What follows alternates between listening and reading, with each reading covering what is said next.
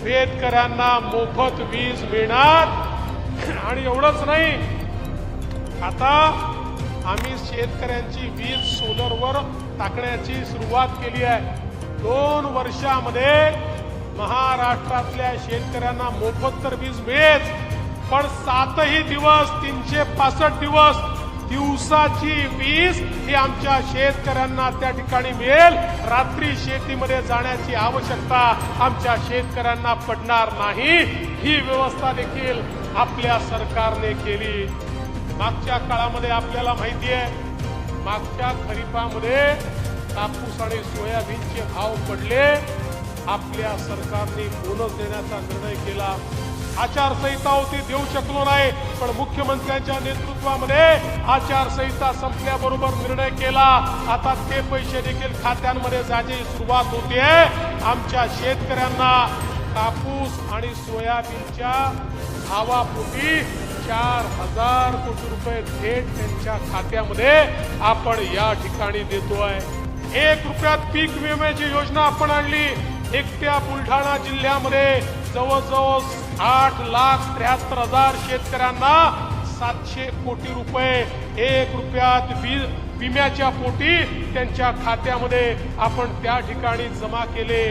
आणि यात मला हे सांगितलं पाहिजे की आपलं सरकार आल्यानंतर मोठ्या प्रमाणात जिगाव सारखा प्रकल्प असेल, जिगाव प्रकल्पाला या ठिकाणी 6000 कोटी रुपये आपल्या सरकारने दिले।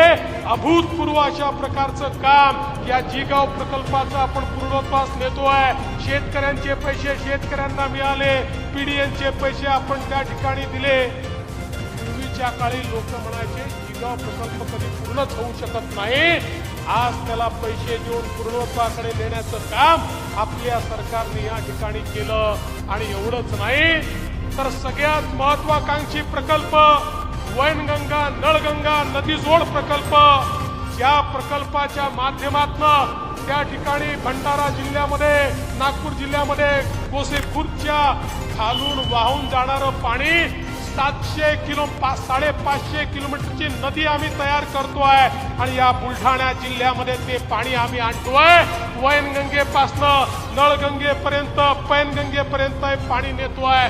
देशातला अभूतपूर्व अशा प्रकारचा प्रकल्प 80,000 कोटी रुपयाचा प्रकल्प आपण मंजूर केला आणि 550 किलोमीटर हे पाणी आणून या बुलढाणा जिल्ह्याला नेहमी करता दुष्काळ मुक्त करण्याचं काम हे आपल्या महायुतीच्या सरकारच्या माध्यमातून या ठिकाणी होत आहे।